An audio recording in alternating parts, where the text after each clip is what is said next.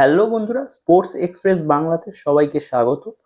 আজকে কথা বলবো ওয়ার্ল্ড টেস্ট চ্যাম্পিয়নশিপের মধ্যে যে খেলাটা ইন্ডিয়া আর শ্রীলঙ্কার মধ্যে হতে চলেছে আগামী 15th আগস্ট।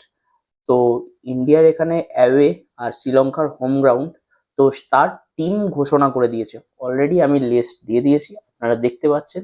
যার মধ্যে ক্যাপ্টেন হচ্ছে শুভমান গিল, ব্যাটসম্যানদের মধ্যে আছে KL রাহুল, যশস্বী জয়সওয়াল, দেবদূত পাডিক্কল এবং সাই সুদর্শন। উইকেট কিপার দুজন অটো চয়েস, একজন হচ্ছেন ঋষভ পান্থ, আরেকজন হচ্ছেন ধ্রুব। অলরাউন্ডারদের মধ্যে আছে সারাংশ জৈন, মানব সুতার আর অভিজ্ঞ রবীন্দ্র জাদেজা। এছাড়াও বোলারদের মধ্যে আছে কুলদীপ যাদব, মোহাম্মদ সিরাজ, জসপ্রীত বুমরা, গুরনুর ব্রার আর প্রসিদ্ধ কৃষ্ণা। তো এই হচ্ছে টোটাল টিম স্কোয়াড। এর মধ্যে টিমটা কিন্তু খুব একটা খারাপ নয়, যেহেতু আকসার প্যাটেলের চোট আছে সেই কারণে আকসার প্যাটেল খেলছে না। কিন্তু দেখা যাক চোট আঘাত কাটিয়ে তিনি কবে ফিরতে পারেন। সেকেন্ড টেস্ট ম্যাচেও মনে হয় না ফিরতে পারবেন।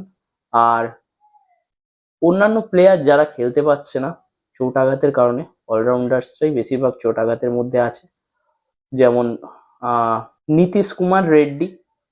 তো যাই হোক, যে টিম আছে সেই টিমের সাথেই খেলতে হবে। তো আমি ফার্স্ট ম্যাচের প্রেডিকশন ম্যাচের কিছুদিন আগেই করব। আপাতত টিম অ্যানাউন্স সবে হয়েছে বিসিসিআই এর তরফ থেকে, টিম ম্যানেজমেন্টের তরফ থেকে।